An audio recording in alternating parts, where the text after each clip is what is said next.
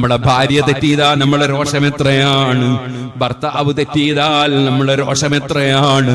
എന്നാൽ ചോദിക്കട്ടെ, ഓരോ സെക്കൻഡിലും ഓക്സിജനും ഭക്ഷണവും വെള്ളവും ആരോഗ്യവും തന്ന് ഹാർട്ടും കിഡ്നിയും ഒക്കെ കൃത്യമായി ചലിപ്പിച്ചുകൊണ്ടിരിക്കുന്ന റബ്ബ്, ആ റബ്ബ് വിരോധിച്ച കാര്യം ഒരു മനുഷ്യൻ അവൻ കാണത്തന്നെ.